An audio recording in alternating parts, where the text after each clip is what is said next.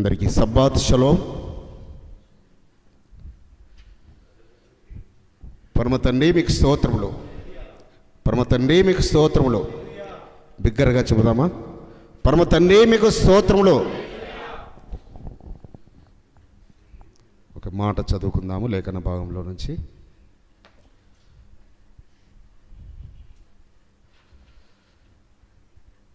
చదవబడిన ఆదికాండము 48వ అధ్యాయము 17, 18, 19 వచనాలు. ఆదికాండము 48వ అధ్యాయము 17, 18, 19 వచనాలు. ఈ రెండు వచనాలు నేను చదువుతాను. మెసేజ్ నిమిత్తమై స్వప్న చెల్లెమ్మ ప్రార్థన చేస్తారు. మైకు స్వప్న చెల్లెమ్మకి. యోసేపు ఎఫ్రాయిము తల మీద తన తండ్రి కుడి చేయి పెట్టుట చూచినప్పుడు అది అతనికి ఇష్టము కాకపోయెను గనుక అతడు మనష్షే తల మీద పెట్టించవలనని తన తండ్రి చెయ్యి ఎఫ్రాయిము తల మీద నుండి ఎత్తి, నా తండ్రి అట్లు కాదు, ఇతడే పెద్దవాడు, నీ కుడి చెయ్యి ఇతని తల మీద పెట్టుమని చెప్పెను. అయినను అతని తండ్రి ఒప్పక, అది నాకు తెలియను, నా కుమారుడా, అది నాకు తెలియను. ఇతడును ఒక జనసమూహమై గొప్పవాడగును, కానీ ఇతని తమ్ముడు ఇతని కంటే గొప్పవాడగును, అతని సంతానము జనముల సమూహమగునని చెప్పాను. ప్రార్థన.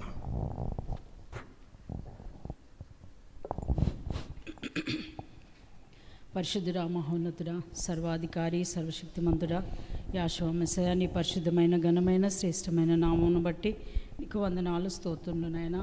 భూమి ఆకాశములు అంద సమస్తమును 6 దినములలో సంపూర్తి చేసి 7వ దినాన విశ్రమించి దాన్ని పరిశుద్ధపరిచి ఆశీర్వదించి తరతరాలకు కట్టడగాను నిత్య నిబంధనగాను నాయన మాకిచ్చి నాయన దాన్ని అనుసరింపజేస్తున్న విధానాన్ని బట్టి మీకు వందనాలు, స్తోత్రములు నాయన.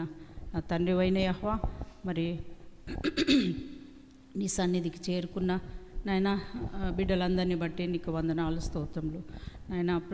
ప్రతి విశ్రాంతి దినాన మమ్మలను నాయన క్షమిస్తున్నావు, హెచ్చరిస్తున్నావు, సంధిస్తున్నావు నాయన, ఆశీర్వదిస్తున్నావు నాయన, మాకు ముందు దారి చూపిస్తున్నావు తండ్రి.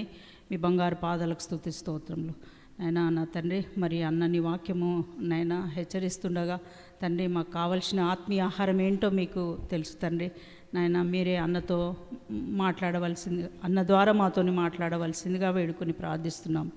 నా తండ్రి అయిన యెహోవా, సజీవులే కదా నాయన నిన్ను ఆరాధిస్తారని వాక్యం సెలవిస్తుంది నాయన. మమ్మల్ని సజీవంగా ఉంచి నాయన నీ మందిరానికి నడిపించిన విధానాన్ని బట్టి నాయన మరి ఒకసారి అన్నను నీ బలిష్టమైన చేతులకు అప్పజెప్పుకుంటూ యాషోవా మెస్సయ్య పరిశుద్ధ నామంని అడిగి వేడుకొని ప్రార్థిస్తున్నాను తండ్రి. ఆమేన్. Thank you Chellemma. సో ఇక్కడ మనం చూసినప్పుడు యాకోబు గారు యోసేపు 2 కుమారులను ఆశీర్వదిస్తున్నాడు. ఆశీర్వదిస్తున్నప్పుడు తన కుడి చేయినేమో చిన్న కుమారుడైన, అనగా యోసేపు చిన్న కుమారుడైన ఎఫ్రాయిం మీద పెడుతున్నాడు. ఎడమ చేయి పెద్ద కుమారుడైన మనష్షే మీద. సో కుడి ఎడమలు అంటారు కదా, మనం తెలుసు కదా, మనకు కొంచెం కొద్దిగా తేడా. 2 చేతులు మనయే అయినప్పటికీ మనం ఎవరికన్నా ఏదైనా వస్తువు ఇస్తుంటే ఎడమ చేతితో ఇచ్చామనుకోండి, ఏమంటుంటారు? అంత నెగ్లిజెన్స్ ఏంది, అంత అశ్రద్ధ. ఇంకేమో చిన్నపిల్లల్ని గద్దిస్తాం మనం, ఎడమ చేతితో అలా ఇవ్వకూడదు అనగా. 2 చేతులు మనవే అయినప్పటికీ కుడి చేతికి ఎడమ చేతికి తేడా ఉంటుంది. అందుకే నా కుడి చేతి పుత్రుడు అని ఎవరిని అంటాడు యాకోబు గారు? బెన్యామీనును నా కుడి ఆ యొక్క రాహేలమ్మ ఆ కుమారుని కన్న వెంటనే ఆమె చనిపోతూ ఆమె ఏమంటదేమో బెనోని అంటది. బెనోని అనగా నా దుఃఖపుత్రుడు అని. కానీ యాకోబు గారేమో అతనికి బెన్యామీన్ అని పెట్టుకుంటాడు. అంటే ప్రతి పేరుకు అర్థసహితంగా అర్థవంతంగా పెట్టుకుంటారు. నా కుడి చేతి పుత్రుడు బెన్యామీన్ అనగా నా కుడి చేతి పుత్రుడు అనగా ఎడమ చేతికి పుత్రుడు అని పెట్టుకోవచ్చు కదా, అలా కాదు. సో కుడి చేతికి ఎడమ చేతికి తేడా ఉంది. అయితే ఇక్కడ యోసేపు గారికి అది ఇష్టం అనిపించడం లేదు. ఏది ఇష్టం అనిపించడం లేదు? ఆయన మరి తన కుమారులను ఎక్కడ ఒక శ్రమల్లో ఉన్నప్పుడు, బాధల్లో ఉన్నప్పుడు, నిజంగా చెప్పాలంటే యోసేపు గారి జీవితము బాల్యదినముల నుంచి శ్రమ దినాలే. ఆయన బాల్యదినము నుంచి కష్టాలే. మరి మహా అయితే 3 సంవత్సరాలు 4 సంవత్సరాల వయసు ఉంటుందేమో తల్లి చనిపోయింది. తల్లిని రాహేలమ్మ నిద్రించింది. మళ్ళీ చిన్న తమ్ముడు ఎవరు, బెన్యామీను, చిన్న బాలుడు, పసిబాలుడు. ఆ పసిబాలులోనే తన తల్లిని చూసుకున్నాడు బెన్యామీను. మరి ఎలా పెరిగాడు. కానీ బాల్యదినము నుంచి శ్రమలే ఆయనకు. 10 మంది అన్నలు మరి ఈర్ష్యపడమే, అసూయపడడం. ఎందుకు ఈర్ష్యపడుతున్నారు, ఎందుకు అసూయపడుతున్నారు? యాకోబు గారు ఎక్కువగా ప్రేమించిన భార్య యొక్క పిల్లలు. ఆయన అసలు కష్టపడిందే 7 సంవత్సరాలు దాస్యత్వం చేసిందే రాహేలమ్మ గురించి. సో రాహేలమ్మను ప్రేమించాడుగా, ప్రేమించిన ఆ భార్య యొక్క పిల్లలను చాలా ఆయన వీరికన్నా, ఈ 10 మంది కన్నా ఎక్కువగా చూసుకుంటున్నాడు యోసేపును. ఆయనకు మంచి మంచి వస్త్రాలు కుట్టిస్తున్నాడు, నిలువుటంగి కుట్టిస్తున్నాడు. సో అతనికి చాలా చాలా శ్రేష్టంగా చూసుకుంటున్నాడు. మరి లేటుగా, ఓకే వీళ్ళందరూ లేటుగా పుట్టిన వారే అనుకోండి, కానీ అందరికన్నా లాస్ట్ కదా, లాస్ట్ బట్టం అనే యోసేపు. మరి 11వ కుమారుడు యోసేపు, 12వ కుమారుడు బెన్యామిన్. సో చివరిగా పుట్టిన బిడ్డల మీద ఎక్కువ మమకారం ఉంటుంది తల్లిదండ్రులకు, ఎక్కువ. అందులో తల్లి లేదు కాబట్టి, సో అంటే తన భార్య లేదు కాబట్టి ఇంకా ఎక్కువ అల్లారు ముద్దుగా పెంచుకుంటున్నాడు యోసేపును, అల్లారు. ఇది చూసి మిగతా 10 మంది అన్నలకు ఈర్ష్య.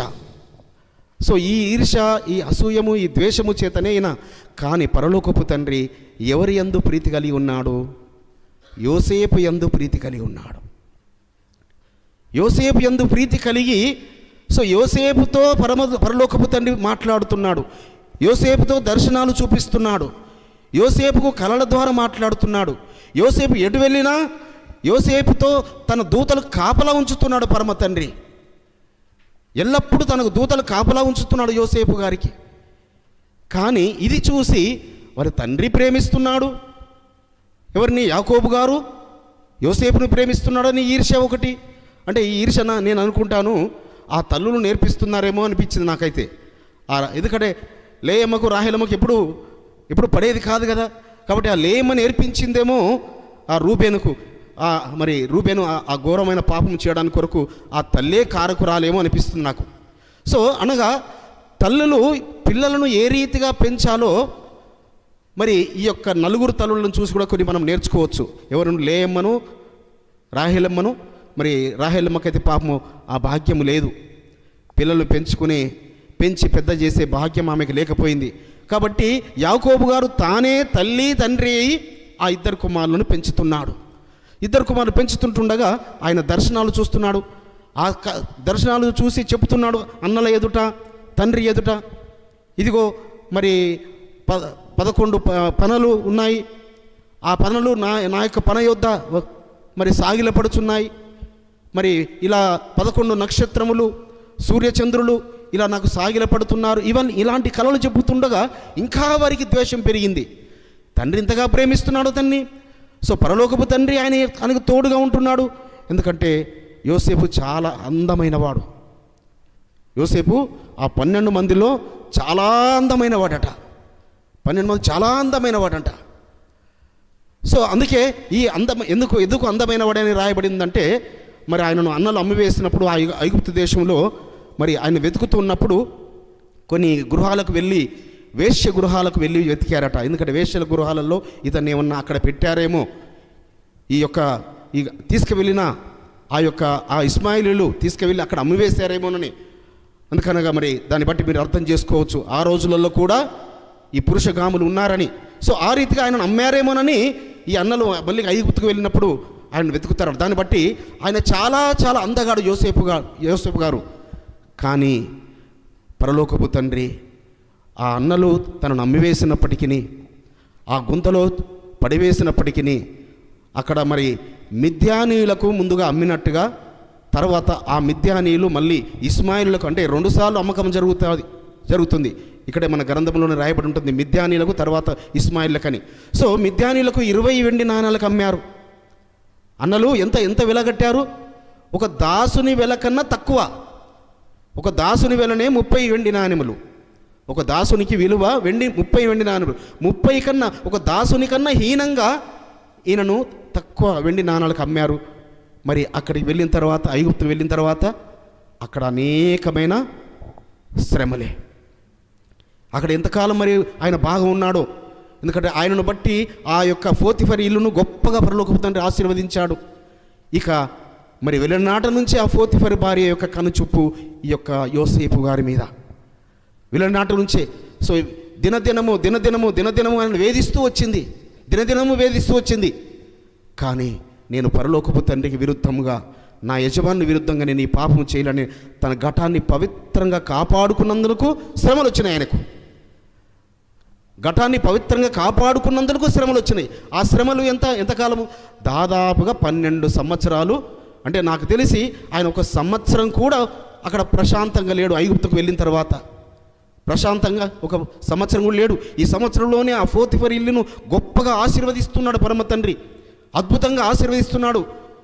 అయితే ఆ 12 సంవత్సరాలు ఆ చెరసాలలో ఉన్న తర్వాత మరి మనం చాలా మంది వింటాం కదా, ఆ ఫరో కలలు కనడము, కలల భావాలు ఈయన చెప్పడము, ఆయన సింహాసనం ఎక్కడము.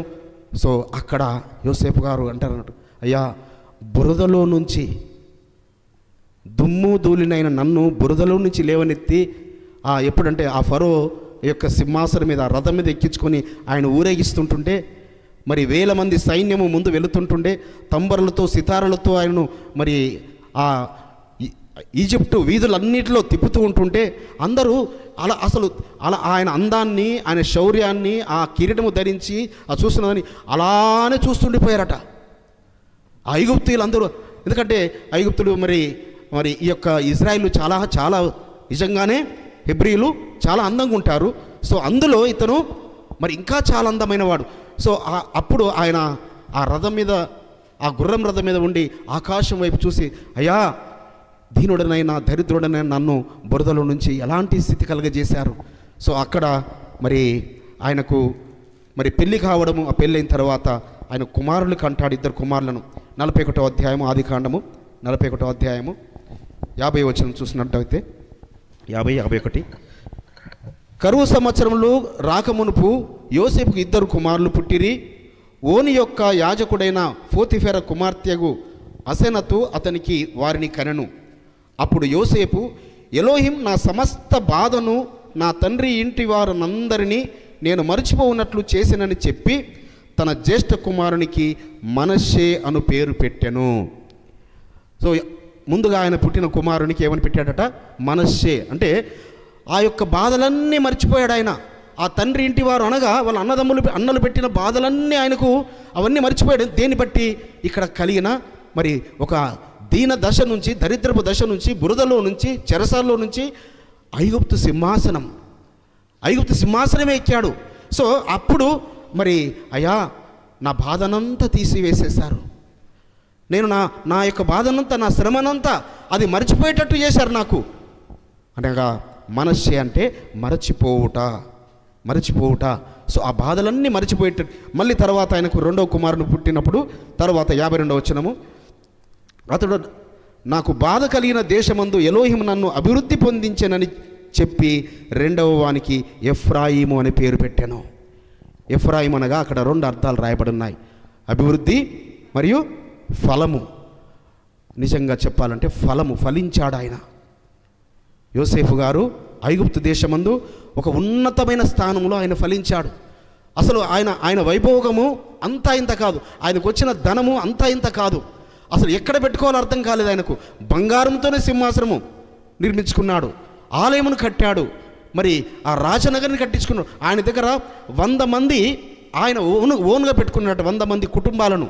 సో మరి ఫరో ఇచ్చే ఆ యొక్క సైనికులు కాకుండా, అధికారులు కాకుండా 100 మంది కుటుంబాలను ఆయన, అనగా ఈ 100 మంది కుటుంబాలకు, మరి ఆ సైనికుల కుటుంబాలకు ఎంత పెద్ద రాజనగర్ని కట్టించుకున్నాడు. ఐగుప్తు దేశమందు రాజనగర్ని కట్టించుకున్నాడు ఫరో. సో ఐగుప్తు ధనమంతా ఆయన పాదాల చెంతకు వచ్చింది. ఒకే ఒక్క రోజున ప్రపంచ ధనవంతుడయ్యాడు యోసేపు గారు.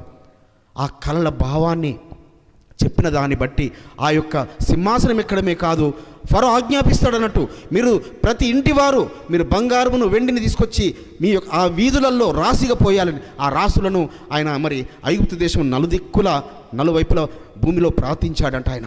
సో అంత విస్తారమైన బంగారం, అంత విస్తారమైన వెండి, సో ఆయనకు లెక్కలేనంత అంత ఉన్నతమైన స్థితి పొందుకున్నాడు ఆయన. అప్పుడు అక్కడ ఫలించాడన్నట్టు ఆయన. అందుకే నేను ఈ దేశమందు మొదటి కుమారుడేమో నేను మర్చిపోయేటట్టు చేశాడని మనషే అని, రెండో కుమారుడు మరి ఎఫ్రాయిము అనగా ఫలించాడు అని ఆ పేరు పెట్టుకున్నాడు. ఈలోపు మరి వారి నాన్నగారు వారి అన్నదమ్ములు అందరూ రావడం, వచ్చిన తర్వాత అక్కడ యాకోబు గారి యొద్దకు తీసుకెళ్తున్నాడు అని ఆయన. అప్పుడు మరి మసక చీకటితో ఆయన కళ్ళు కనపడడం లేదు.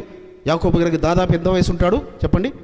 145 ఇయర్స్ అలా ఉంటాడు, అప్రాక్సిమేట్గా 145 ఇయర్స్ ఉంటాడు. ఆ సమయంలో ఆయనకు కన్నులు సరిగా చూపు లేదు.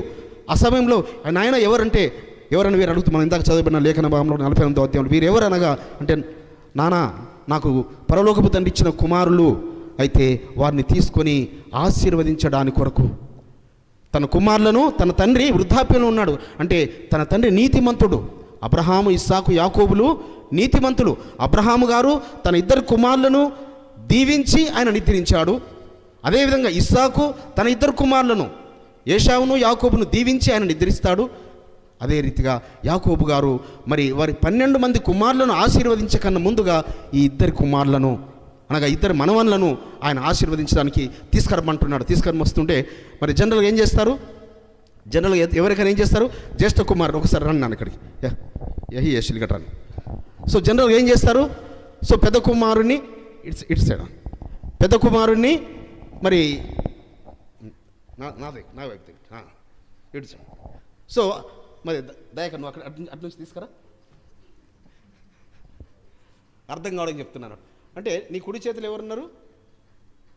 చిన్న ఆయన ఉన్నాడు. ఎడమ చేతులు పెద్ద తీసుకుంటే ఇలా తీసుకొచ్చాడు అన్నట్టు. తీసుకొస్తే ఏంటంటే పెద్ద కుమారుని మీద ఇలా చేయబెట్టి చిన్న కుమారుని మీద ఎడమ చేయబెట్టి ప్రార్థన చేయాలని యోసేపు యొక్క తలంపు. యోసేపు గారు మీరు పక్కకు వచ్చాను. సో ఇప్పుడు అటు తిరగండి. సో వీళ్ళిద్దరిని ఈ రీతిగా యాకోబు గారు ఆశీర్వదించాలని, పెద్ద కుమారుడి పేరు మీద చేతి మీద కుడి చేయి పెట్టాలని, చిన్న కుమారుడి చేతి అనగా ఎఫ్రాయిం మీద ఎడమ చేతి పెట్టాలని. కానీ యాకోబు గారు ఏం చేశారు చెప్పండి? ఏం చేశారు? ఇలా చిన్న కుమారుడి పైన కుడి చేయి, ఎడమ చేయి పెద్ద కుమారుడి పైన ఇలా పెట్టి ఆశీర్వదిస్తున్నాడు. అబ్రహాం, ఇస్సాకుల ఎలోహిం నన్ను ఏ రీతిగా అయితే ఆశీర్వదించారో ఈ కుమారులను ఆశీర్వదించాలని పలుకుతూ ఉంటుంటే ఈయన ఏమనుకుంటున్నాడు యోసేపు గారు? మా నాన్నగారికి వృద్ధాప్యంలో కన్ఫ్యూజ్ అయినట్టున్నాడు. నానా అలా కాదు, ఎందుకంటే పెద్ద కుమారుని చేతి మీద కుడి చేతి ఉంచాలని ఆయన ఆశ. ఎవరి? యాకోబు గారు ఆశ ఏంటి? ఓకే వెళ్ళండి నాన్న, పెద్ద కుమారుని తలపైన కుడి చేతి ఉంచాలని. కానీ ఈయన ఏం చేస్తాడు? ఎడమ చేతినేమో కుడి చేతినేమో చిన్న కుమారుని పైన, ఎడమ చేతిని పెద్ద కుమారుని పైన. ఎందుకంటే చిన్నప్పటి నుంచే ఈ పెద్ద కుమారుడు చాలా బలాఢ్యుడు. ఎలా చెప్తున్నా చెప్పండి బలాఢ్యుడని? దాదాపుగా ఈ 10 మంది అన్నలు ఐగుప్తుకు వెళ్ళినప్పుడు మహా అయితే ఆయన ఎవరు మనిషి 9 ఇయర్స్ ఏమి ఉంటాడు, 9 ఇయర్స్ ఉంటాడు. ఆ వయసులో యూదా బాగా గంభీరంగా మాట్లాడుచు మరి యోసేపును మరి నీ తలుపులు పగలగొట్టి నేను బెన్యామిని తెచ్చుకుంటానని అక్కడ పలుకుతున్నప్పుడు సో మరి ఒక రాయిని ఇలా పైకి ఎగరేసి గంతులేస్తుంటుంటాడు యూదా. అప్పుడు ఈ మనషే వచ్చి యూదా భుజం మీద ఇలా చేయేస్తాడన్నట్టు. ఇలా చేయగానే ఈయన ఇలా కుంగిపోతాడట యూదా. అమ్మో వాళ్ళ అన్నలతో వాళ్ళ తమ్ముళ్ళతో అంటాడు, అన్నదమ్ములతో అంటాడన్నట్టు. ఒరే వీడు హెబ్రీయుడు కాదని ఎవడంటాడు అంటే ఐగుప్తీయుడు అనుకుంటున్నాడు, వీడు హెబ్రీయుడు కాదని ఎవరంటాడు అంటే ఆయన చేతి వేసినందుకే భుజం ఏంటి బాగా అంటే ఎలా చేసి ఉంటాడు, బాగా ఎగురుతున్నావు ఏంటి, బాగా నీకే బలం ఉందనుకుంటున్నావా అని ఇలా వచ్చి భుజం మీద చేయేసాడట అంతే మనషే. సో భుజం మీద చేయి వేసిన అంటే మహాబలాఢ్యుడు పరమ తండ్రి యొక్క కృపను బట్టి. కాబట్టి యోసేపు గారికి ఏంటి ఈ యొక్క మనషే మీద కుడి చేయి వేయించాలని. అయితే అక్కడ ఏమంటున్నాడు? అయ్యా చూడండి 48వ అధ్యాయంలో 19వ వచనంలో, అయినను అతని తండ్రి ఒప్పక అది నాకు తెలియను నా కుమారుడా అని అది నాకు తెలియను, ఇతడును ఒక జనమ సమూహమై గొప్పవాడగును గాని ఇతని తమ్ముడు ఇతని కంటే గొప్పవాడగును, అతని సంతానము జనముల సమూహమగునని చెప్పాను. అయ్యా నీ పెద్ద కుమారుడు దీవించబడతాడు, నువ్వేం బాధపడకు. అతను ఒక గొప్ప జనం అవుతాడు. కానీ ఇతని కంటే నీ చిన్న కుమారుడు ఇంకా జనముల సమూహం అవుతాడు. జనముల సమూహము అంటే ఇది ఎలా వచ్చిందా అని చూస్తుంటుంటే, మరి అబ్రహాము కుమారులైన ఇస్మాయిలు జ్యేష్ఠుడు, ఇస్సాకు తర్వాత వాడైన ఆ జ్యేష్ఠుడు తన ఫలము పోగొట్టుకున్నాడు. ఎందుకంటే తమ్మున్నే చంపాలని చూశాడు. ఇక ఇస్సాకు కుమారులు ఏశావు, యాకోబు. ఏశావునే ఆశీర్వదించాలని ఇస్సాకు ఆలోచన కలిగి ఉన్నాడు. కానీ పరలోకపు తండ్రి ఆలోచన ఎవరి యందు? యాకోబు గారి యందు. అదే రీతిగా యాకోబు గారి ఆలోచన కూడా ఎవరి యందు? తన జ్యేష్ఠ కుమారుని అందే అని. ఎవరు జ్యేష్ఠ కుమారుడు అని? ఎవరు? రూబేనుకు తన ఆశీర్వాదం ఇవ్వాలని. కానీ రూబేన్ ఏం చేశాడు? తన ఆ జ్యేష్ఠత్వం హక్కును కాలదన్నుకున్నాడు. జ్యేష్ఠత్వం హక్కును తృణీకరించాడు. చూడండి, అదే 49వ అధ్యాయము 3-4 వచనాలు చూసినట్టయితే, రూబేను నీవు నా పెద్ద కుమారుడవు, నా శక్తియు నా బలము యొక్క ప్రథమ ఫలమును ఔన్నత్యాతిశయమును బలాతిశయమును నీవే. నీళ్లవలే చంచలుడవై నీవు అతిశయం పొందవు. నీ తండ్రి మంచం మీదకి ఎక్కితివి, దానిని అపవిత్రము చేసితివి. అతడు నా మంచం మీదకి ఎక్కాను. సో ఎవరిని? మరి రాహేలమ్మ యొక్క దాసిని మరి రూబేను ఆ యొక్క చెడ్డ కార్యము చేసి ఏం కోల్పోయాడు? తన జ్యేష్ఠత్వ హక్కును కోల్పోయాడు. మరి ఇతనేమో పాపము చేసి జ్యేష్ఠత్వ హక్కును కోల్పోతే, ఐగుప్తు దేశంలో ఉన్న యోసేపు శ్రమలు అనుభవించి, బాధలు అనుభవించి, కష్టాలు అనుభవించి తన ఘటమును పవిత్రంగా కాపాడుకొని, చూడండి అన్నకు తమ్ముడికి ఎంత తేడానో. అన్ననేమో తనకు భార్య ఉండగా, తన పిల్లలుండగా, మరియు తనేమో చేయకూడని పాపకార్యము చేసి తన జ్యేష్ఠత్వ హక్కును పోగొట్టుకున్నాడు. యోసేపు గారేమో ఆ దేశమందు తన ఘటమును పవిత్రంగా కాపాడుకొని శ్రమల పాలై, నిందల పాలై. సో మరి నిజంగా ఆ పోతీఫరుకి ఎంత కోపం వచ్చి ఉంటుందో చెప్పండి. పోతీఫరు భార్య అబద్ధ సాక్ష్యం చెప్పినప్పుడు, నిందలు వేసినప్పుడు, సో సాక్ష్యాలు కూడా వెతుకుతుందామే. సో సాక్ష్యాలు కూడా వెతుకుతుంది. అప్పుడు మరి పోతీఫరు ఏమైనా చేయగలడు, తనను చంపించగలడు. కానీ మరి చెరసాలలో ఆయనకు ఆ చెరసాలలో మరి చెరసాల జీవితం అలాంటి ఆ శ్రమల ద్వారా, ఆ బాధల ద్వారా, ఆ కష్టాల ద్వారా ఆయన ఉన్నతముగా ఆశీర్వదించబడమే కాదు, జ్యేష్ఠత్వ హక్కును కూడా పొందుకున్నాడు. ఎవరు? యోసేపు గారు జ్యేష్ఠత్వ హక్కును కూడా. ఇది గ్రహించిన యాకోబు గారు అందుకే ఎఫ్రాయిము తల మీద తన కుడి చేయి పెట్టాడు. సో ఎందుకంటే ఏమని పేరు పెట్టుకున్నాడు ఎఫ్రాయిముకు? ఎఫ్రాయిం అంటే ఫలించుట. సో అందుకే యాకోబు గారు ఆశీర్వదిస్తూ, యోసేపును ఆశీర్వదిస్తూ ఏమని ఆశీర్వదిస్తూ చూడండి, 49వ అధ్యాయం 22వ వచనం. యోసేపు ఫలించడి కొమ్మ, ఊట యొద్ద ఫలించడి కొమ్మ, దాని రెమ్మలు గోడ మీదికి ఎక్కి వ్యాపించును. యోసేపు, నీవు ఫలించడి కొమ్మ కాబట్టి నువ్వు అక్కడ ఫలించావు, కాబట్టి ఆ ఫలించే అనే పేరును ఎఫ్రాయిం అనే పేరు పెట్టుకున్నావు. కాబట్టి ఎఫ్రాయిము ఫలించే కొమ్మగా ఉంటాడు. రాబోయే తరాలలో, రాబోయే రోజులలో ఎఫ్రాయిము ఎప్పుడు ఎల్లకాలము ఫలించే కొమ్మగా ఉంటాడు, ఫలించేడి వాడిగా ఉంటాడు. ఏ రీతిగా రూబేను కోల్పోయిన ఆ జ్యేష్ఠత్వ హక్కును ఈ యొక్క ఎఫ్రాయిముకు అనుగ్రహించబడింది. మరి ఇది ఎక్కడ ఉంటుంది చూడండి. మొదటి దినవృత్తాంత గ్రంథము 5వ అధ్యాయము మొదటి 2 వచనాలు. మొదటి దినవృత్తాంత గ్రంథము, ఫస్ట్ క్రానికల్స్. ఇజ్రాయేలునకు తొలిచూలి కుమారుడైన రూబేను కుమారుల వివరము. ఇతడు జ్యేష్ఠుడై ఉండెను గాని తన తండ్రి పరుపును తాను అంటుపరిచినందున అతని జన్మ స్వాతంత్రము ఇజ్రాయేలు కుమారుడైన యోసేపు కుమారులకి ఇయ్యబడెను. అయితే వంశావళిలో యోసేపు జ్యేష్ఠుడుగా దాఖలు చేయబడలేదు. యూదా తన సహోదరుల కంటే హెచ్చినవాడు ఆయను. అతని నుండి ప్రముఖుడు బయలువెడను. ఆయనను జన్మ స్వాతంత్రము. హల్లెలూయా. జన్మ స్వాతంత్రము అనగా ఈ యొక్క జన్మ హక్కు అనగా ఈ యొక్క జ్యేష్ఠత్వ హక్కు యోసేపుకు అనుగ్రహించబడింది. సో యూదా నుంచి రాజదండం వచ్చినప్పటికీ అనగా జ్యేష్ఠ కుమారునికి 3 ఆశీర్వాదాలు ఉండే రూబేను గారికి. రూబేనుకు ఏముండేటి? జ్యేష్ఠత్వ హక్కు ఒకటి, రెండవది రాజరికము, రాజు హక్కు, మూడవది యాజకత్వము. ఈ 3 కోల్పోయాడు. అందుకే నువ్వు చంచలుడవై ఉంటావు, నువ్వు ఎక్కడ స్థిరపడవును అని మరి శాపవచనములు చెబుతున్నాడు యాకోబు గారు తన కుమారునికి. ఎందుకనగా తండ్రి యొక్క మంచమును ఎక్కాడు. అనగా ఈ యొక్క రాజరిక హక్కు ఏమో యూదా గోత్రంకు వెళ్ళింది, ఆ యాజకత్వం ఏమో లేవి గోత్రానికి వెళ్ళింది. కానీ జ్యేష్ఠత్వ హక్కు మాత్రము యోసేపు గారి వశమైంది. అందుకే ఇర్మియా గ్రంథము 31 అధ్యాయం 9వ వచనంలో చూడండి ఒక మాట. ఇర్మియా గ్రంథము 31:9. వారు ఏడ్చుచూ వచ్చెదరు. లాస్ట్ లైన్ చదవండి అమ్మా. లాస్ట్. ఇజ్రాయేలునకు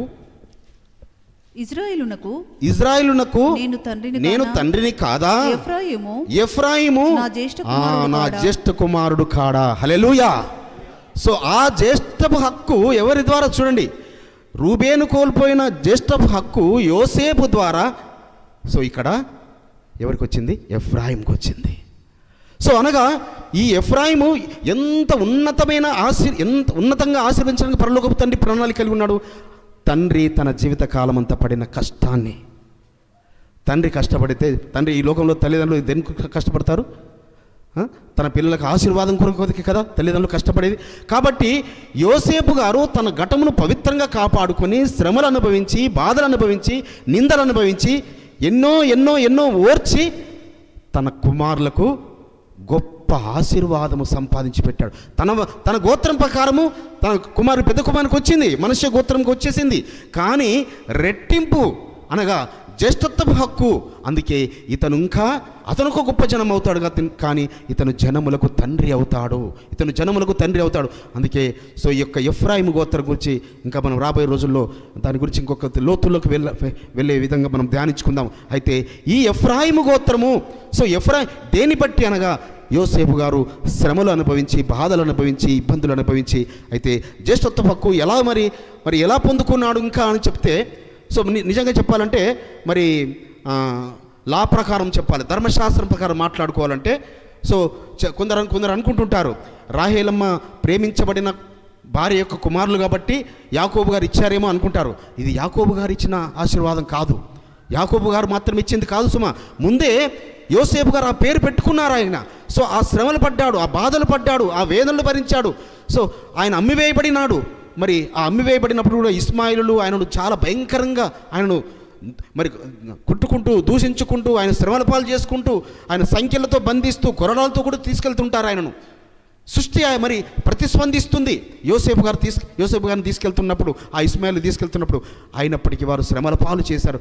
ఇవన్నీ భరించాడు. ఎందుకనగా మరి ఆ యొక్క ఐగుప్తులో సింహాసనం ఎక్కిన తర్వాత మర్చిపోయానని పేరు పెట్టుకున్నాడు మనష్షే. కానీ తన తండ్రి ఇంటి వారిని మర్చిపోలే ఆయన. ఆ కరువు వచ్చిన కాలంలో ఇక డెఫినెట్గా, ఎందుకంటే ఆయన ప్రపంచంలో ఎక్కడ వారిని వెతకగలడు? సో వారికి స్థిర నివాసాలు లేవు. అబ్రహాం గారికి కానీ, ఇస్సాకు గారికి కానీ, యాకోబు గారు కానీ వారికి ఎప్పుడు స్థిర నివాసాలు లేవు. వారు గుడారాలలోనే తిరుగుతున్నారు. పరమ తండ్రి ఎక్కడికి వెళ్ళమంటే అక్కడికి, ఇక్కడ కరువు వస్తే అక్కడికి, అక్కడ కరువు వస్తే ఇక్కడికి, ఇలా పంపిస్తూనే ఉన్నాడు. కాబట్టి ఆయన ఎక్కడాని ఆయన చూడగలడు. కానీ ఈ కరువు కాలంలో తప్పనిసరిగా నా తండ్రి ఇంటి వారు, నా అన్నలు వస్తారని ఎదురు చూస్తున్నాడు. అందుకే ఆ యొక్క ఐగుప్తులో ఉన్న 10 గేట్లకు మరి ఆయన ఒక రూల్ పెట్టాడు. మరి ఈ ఆహారం గురించి వచ్చేవారికి, గోధుమల గురించి వచ్చేవారికి వాళ్ళ పేర్లు రాయించుకొని ప్రతిరోజు వాళ్ళ లిస్టు నా దగ్గరికి తీసుకురావాలి. తీసుకోవాలి. ఆ రోజు ఈ 10 మంది యొక్క అన్నల పేర్లు లిస్ట్ ఆయన దగ్గరకు వస్తుంది. 10 మంది ఏ రోజైతే వారు ఐగుప్తులో అడుగు పెడతారు, ఈ రీతిగా వారి గురించి ఆయన ఎదురు చూస్తున్నాడు. సో వారిని ఎక్కడ తీసుకెళ్ళి పెట్టాడు? మళ్ళీ వచ్చిన తర్వాత శ్రేష్టమైన దేశంలో, గోషేను దేశంలో, శ్రేష్టమైన, అది అంటే ఐగుప్తు మొత్తంలో అది శ్రేష్టమైన ప్రాంతము. సో అనగా తను మాత్రమే ఆ శ్రమలు భరించాడు. కానీ వచ్చిన ఆశీర్వాదములు, దీవెనలు తన అన్నలకు సమానంగా ఇచ్చాడు. సో తండ్రి చనిపోయిన తర్వాత మీరు భయపడతారు. అన్నలారు మీరు భయపడకండి, ఇది మంచి గురించే పరలోకపు తండ్రి నన్ను ముందుగా ఇక్కడికి పంపించాడు. ఈ కరువు నుంచి తప్పించడానికి అంటే పాజిటివ్గా తీసుకునే నేచర్, ప్రతిదీ పాజిటివ్గా వాళ్ళ అన్నలు పెట్టిన బాధలు, అన్నలు అమ్మివేసింది, అన్నలు పెట్టిన శ్రమలన్నీ మర్చిపోయాడు ఆయన. సో మర్చిపోవడం అంటే ఏం మర్చిపోయాడు? ఆ యొక్క బాధలన్నిటిని, ఆ యొక్క క్షమాపణ గుణము కలిగిన వాడు, క్షమాపణ బుద్ధితో ఆ బాధలు, వాళ్ళు పెట్టిన బాధలన్నీ మర్చిపోయాడు, వారిని ఉన్నతంగా ప్రేమించాడు. ఆ యొక్క ఆయన బల్ల మీదనే భోజనాలు, ఎవరి యొక్క యోసేపు గారి బల్ల మీదనే భోజనాలు. అసలు వారికి వెలగల ఎంత బంగారం ఇచ్చాడో, వెలగల ఎన్ని వస్త్రాలు ఇచ్చి పంపిస్తాడో, వాళ్ళను అక్కడి నుంచి రప్పించినప్పుడు, ఎక్కడి నుంచి కానాను నుంచి ఐగుప్తు నుంచి రప్పించినప్పుడు రథాలను పంపిస్తాడు. సో ఇలా ఉన్నతంగా వారిని మరి ఉన్నతమైన స్థానంలో నిలబెట్టాడు. కాబట్టి పరలోకపు తండ్రి ఆ మనసు చూశాడు, ఆ అంతరంగాన్ని చూశాడు, ఆ హృదయాన్ని చూశాడు యోసేపు గారిని. అందుకే ఎఫ్రాయిము నా జ్యేష్ఠ కుమారుడు కాడా. ఎఫ్రాయిము, పరలోకపు తండ్రి చెప్తున్న మాట ఇది, ఎఫ్రాయిము నా జ్యేష్ఠ కుమారుడు అని ఆ జ్యేష్ఠత్వ హక్కునిచ్చాడు. అయితే ధర్మంలో ఏ రీతిగా ఉందో ఒకసారి చూసుకుందాము. ద్వితీయోపదేశకాండము 21వ అధ్యాయము 15, 16, 17 వచనాలు. ద్వితీయోపదేశకాండం 15, 21 అధ్యాయము 15, 16, 17 వచనాలు. ప్రేమింపబడు దొక్కదియే, చదవమ్మా, కంటిన్యూగా చదివేసి. ద్వేషింపబడిన దొక్కతియు ఇద్దరు భార్యలు ఒకని పురుషునికి కలిగి ఉండి, ప్రేమింపబడినదియు ద్వేషింపబడినదియు వాని వలన బిడ్డలు కని, జ్యేష్ఠ కుమారుడు ద్వేషింపబడిన దాని కొడుకైన ఎడల తండ్రి తనకు కలిగిన దానిని తన కుమారులకు స్వాస్థ్యంగా ఇచ్చున్నాడు. ద్వేషింపబడిన దాని కుమారుడైన జ్యేష్ఠునికి మారుగా ప్రేమింపబడిన దాని కుమారునికి జ్యేష్ఠునిగా. ఒకవేళ ఒక ఇద్దరు భార్యలుండి, ఒక ప్రేమించబడిన భార్య, ద్వేషించబడిన భార్య ఉంటే, జ్యేష్ఠ కుమారుడు కనుక ద్వేషించబడిన దాని అంటే ఆయనకి ఇష్టం లేని భార్య, ద్వేషించబడిన భార్యకు పుట్టినవాడు జ్యేష్ఠుడవుతే జ్యేష్ఠత్వ హక్కు ఎవరికి ఉండాలి? ఆ ద్వేషింపబడిన దాని కుమారునికే ఉండాలి. అంటే ఎవరు జ్యేష్ఠుడైతే వారికే ఉండాలి. 17 వచనం చూడమ్మా. ద్వేషింపబడిన దాని కుమారునికి తండ్రి తన ఆస్తి అంతటిలో రెట్టింపు భాగమిచ్చి వానినే జ్యేష్ఠునిగా ఎంచవలను. వీడు వాని బల ప్రారంభము గనక జ్యేష్ఠత్వాధికారం. ఇంత గొప్ప ఆశీర్వాదమును కోల్పోయాడు రూబేను. రెట్టింపు ఆశీర్వాదము. అందుకే ఒక్క పూట కూటి కొరకు జ్యేష్ఠత్వ అధికారం అమ్ముకున్న ఏశావు లాంటి భ్రష్టుడు ఎవరైనా మీలో ఉన్నారా అని అంటుంటాడు. కాబట్టి జ్యేష్ఠత్వాన్ని చాలా ఈజీగా తృణీకరించుకున్నారు, గొప్ప ఆశీర్వాదాన్ని. కానీ యోసేపు గారేమో పడిన శ్రమల ద్వారా, పడిన బాధల ద్వారా తన ఘటమును పవిత్రంగా. కాబట్టి బిడ్డలారు, మనకు కూడా ఈ లోకంలో శ్రమలు, బాధలు, వేదనలు, మన ఘటాలను పవిత్రంగా కాపాడుకోవాలంటే ఈ లోకంలో చాలా కష్టము. మన ఘటాలను పవిత్రంగా కాపాడుకోవాలంటే ఈ లోకంలో నిందలు వస్తుంటాయి. పరిశుద్ధులకే నిందలు, పరిశుద్ధులకే అవమానాలు, సో పరిశుద్ధులకే శ్రమలు, పరిశుద్ధులకే కష్టాలు.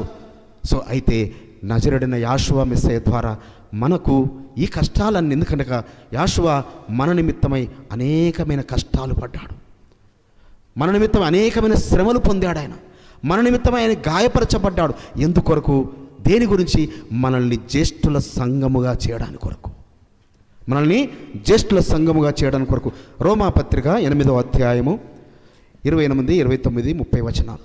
రోమిలకు, అన్యజనులైన రోమిలకు రాస్తూ అపొస్తలుడైన పౌలు గారు చెప్తున్నారు. రోమాపత్రిక 8వ అధ్యాయము 28, 29, 30 వచనాలు. ఎలోహిమును ప్రేమించు వారికి అనగా ఆయన సంకల్పము చొప్పున పిలువబడిన వారికి మేలు కలుగుటకై సమస్తమును సమకూడి జరుగుచున్నవని ఎరుగుదుము. ఎందుకనగా తన కుమారుడు అనేక సహోదరులలో జ్యేష్ఠుడగునట్లు ఎలోహిము ఎవరిని ముందు ఎరిగెనో వారు తన కుమారునితో సారూప్యము గలవారవుటకు వారిని ముందుగా నిర్ణయించను. జాగ్రత్తగా చూడండి. ఎవరైతే పరలోకపు తండ్రి ఎవరినైతే ప్రేమిస్తున్నాడో, ఆయన సంకల్పము చొప్పున ఎవరినైతే పిలుచుకుంటున్నాడో, ముందుగా ఏంటి? ఆయన ఎవరినైతే ప్రేమిస్తున్నాడో, రెండవది ఆయన సంకల్పం చొప్పున ఎవరినైతే పిలుచుకుంటున్నాడో మేలు కలుగుటకై సమస్తము సమకూడి జరుగుచున్నాయి. బిడ్డలారా, మనల్ని ఆయన ప్రేమించాడు కాబట్టి, ఆయన మనల్ని పిలుచుకున్నాడు కాబట్టి, ఆయన ఎన్నుకున్నాడు కాబట్టి, ఏర్పాటు చేసుకున్నాడు కాబట్టి మనకు సమస్తము, కొన్నిసార్లు ఇబ్బందులు, ఇరుకులన్నీ కూడా అవన్నీ తొలగించబడి ఆశ్చర్యంగా అవి మన నుంచి దూరమై అవి మేలు మన కొరకు మన ముందుకు వస్తుంది. ఇక నా పరిస్థితి ఏంటి?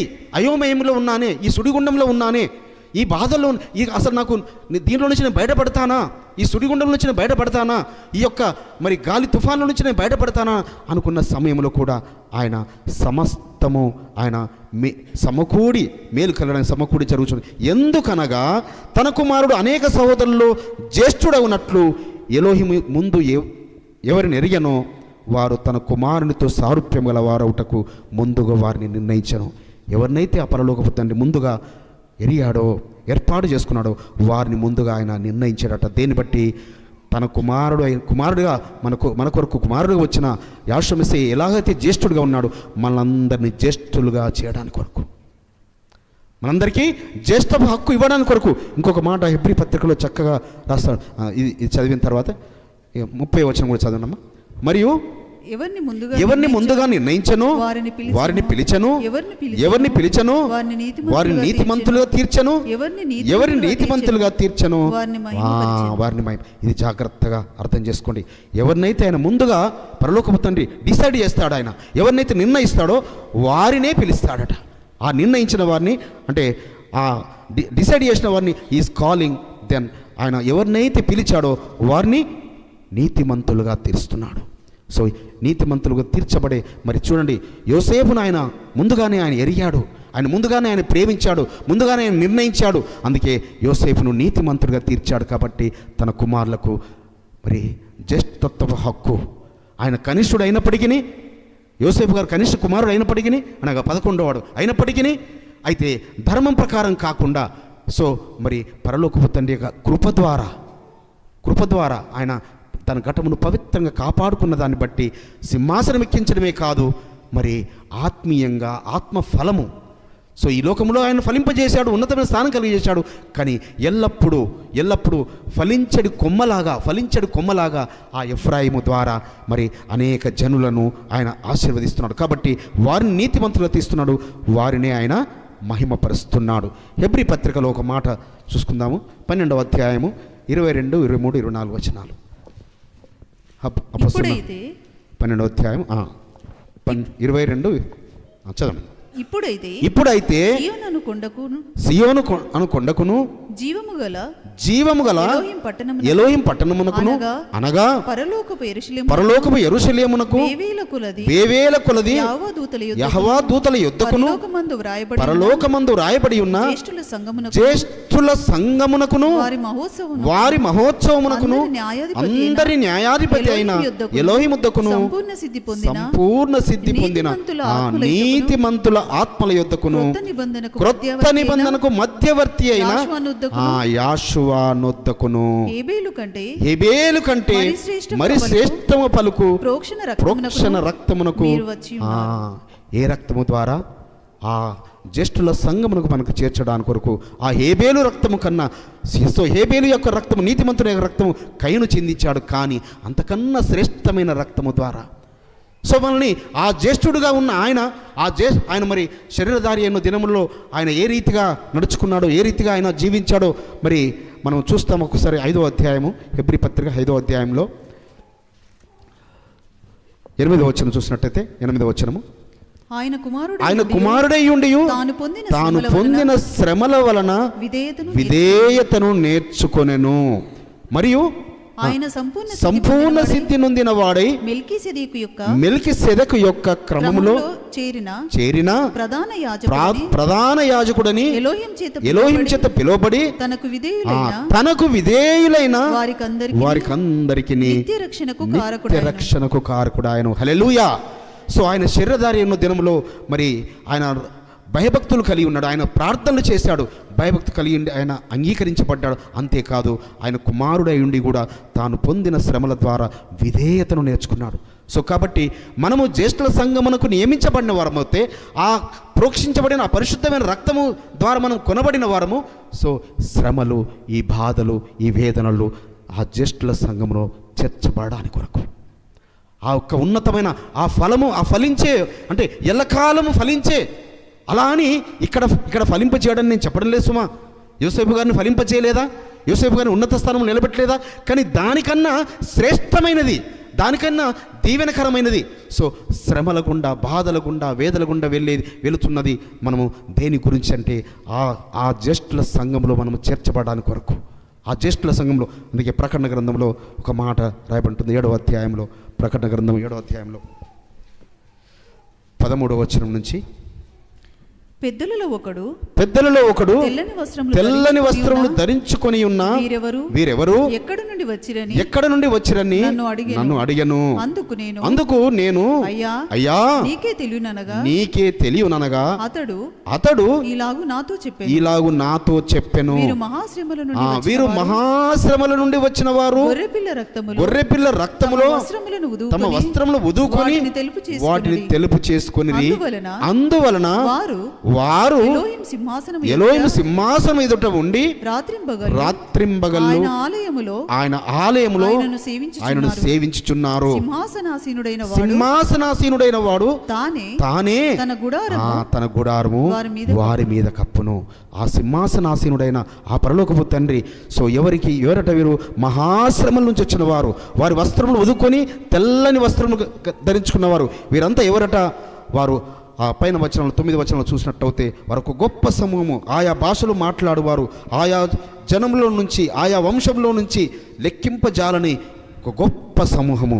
వీరు అనేక శ్రమల నుంచి వచ్చినవారు, అనేక బాధల నుంచి వచ్చినవారు. సో వారు ఎక్కడ? ఆ తెల్లని వస్త్రములు ధరించుకొని ఆ సింహాసనం ఎదుట ఆయన ముఖమును చూస్తూ, సో ఆ జ్యేష్ఠుల సంఘమే మరి ఆ యొక్క పరమ యెరూషలేముకు సిద్ధపడుచున్న వధువు. వారే ప్రథమ ఫలముగా మరి వారు కొనిపోబోతున్నారు. సో మృతులైన వారు మొదట లేస్తారు కదా, ఆ రెండవ రాకడలో ఆ ప్రథమ ఫలము. సో వారి జ్యేష్ఠుల సంఘముగా, అనగా యాషువా మెస్సయ్య ఏ రీతిగా అయితే మన నిమిత్తమే శ్రమలు అనుభవించాడో, సో మరి యోసేపు గారికి యాషువా మెస్సయ్య వారికి చాలా సారూప్యత. అక్కడ వాళ్ళ అన్నదమ్ములు ఆయనను 20 వెండి నాణాలకు అమ్మారు. ఇక్కడ మరి యూదా ఇస్కరియోతు 30 వెండి నాణాలకు యాషువా మెస్సయ్య వారిని. సో అక్కడ యోసేపు గారు అనేక శ్రమలు అనుభవించారు, అనేక నిందలు భరించాడు. అదే రీతిగా ఈ యొక్క యాషువా మెస్సయ్య వారు అనేక శ్రమలు, సో యూదుల రాజానికి శుభమని మరి కొరడాలతో కొట్టి, సో ఆయన అక్కడ మరణం నుంచి తప్పించబడ్డాడు అక్కడ యోసేపు గారు. కానీ సో ఆ యోసేపు గారు మరణం నుంచి తప్పించబడి ఫలించడి కొమ్మగా ఆయన మరి జ్యేష్ఠత్వ హక్కును సంపాదించుకున్నాడు. కానీ యాషువా మెస్సయ్య నీ కొరకు నా కొరకు బలియాగమై, సో మనము ఎల్లకాలం ఫలించేవారముగా ఫలించే కొమ్మలాగా మనం ఉండాలని ఆ యోసేపు గారు పొందుకున్న ఆ జ్యేష్ఠత్వ హక్కు మనం పొందుకొని ఆ జ్యేష్ఠుల సంఘమునకు చేర్చబడాలని, ఆ జ్యేష్ఠుల సంఘం. సో ఆ సింహాసనం ఎదుట, ఆ గొర్రెపిల్ల ఎదుట ఆ తెల్లని వస్త్రాలతో ఆ ఖర్జూర మట్టలు చేతపట్టుకొని హోసన్నా హోసన్నా హోసన్నా అంటూ ఆయన జయగీతములు పాడుతూ యుగ యుగములు ఆయనతో జీవించడానికి కొరకు పరలోకపు తండ్రి మన ఎడల ఒక ప్రణాళిక కలిగి ఉన్నాడు బిడ్డలారా. కాబట్టి సో మనము ఈ యొక్క యోసేపు గారి యొక్క జీవితము ద్వారా, యోసేపు గారి యొక్క ఆ యొక్క ఫలవంతమైన జీవితం ద్వారా సో ఏ రీతిగా ఆయనను ఫలింపజేస్తూ వచ్చాడు. సో అంటే పేర్లు భాషకు ఎప్పుడు పేర్లు మారవు కదా. మరి పేరు చూడండి, ఒక ఉన్నత ఉద్దేశంతో పేరు పెడతారు, ఒక ఉన్నత ప్రణాళిక చొప్పున పేరు పెడతారు. సో ఎఫ్రాయిం అని ఆ పేరు ఎంత మాత్రం మారలేదు ఈరోజు వరకు కూడా. మరి ఎఫ్రాయిము ప్రపంచంలో అనేక దేశాల్లో చెదిరి ఉన్నారు. ఆ చెదిరిన్న ఎఫ్రాయిములు సమకూర్చబడుతున్నారు. మరి ఇజ్రాయెల్ దేశంలో మాత్రం ఇప్పుడు మాత్రం 2 గోత్రికులు మెయిన్గా యూదా బెన్యామీన్ ఉన్నారు. కానీ మిగతా గోత్రికులందరూ అయితే యోసేపు మాత్రం ఫలించడు కొమ్మగా అనేక దేశంలో వారు వర్ధిల్లుతున్నారు, దీవించబడ్డారు, ఆశీర్వదించబడ్డారు. వారందరూ మళ్ళీ సమకూర్చబడబోతున్నారు. సో మనమేమో యాషువా మెస్సయ్య రక్తము ద్వారా ఆ ఫలించడు కొమ్మలాగా ఆ జ్యేష్ఠుల సంఘమున మనము చేర్చబడినట్లుగా పరమ తండ్రి మన ఎడల కృప చూపునుగాక. పరమ తండ్రి ఈ మాటలు మనందరి హృదయాల్లో ఫలింపజేసి దీవించునుగాక. ఆమేన్.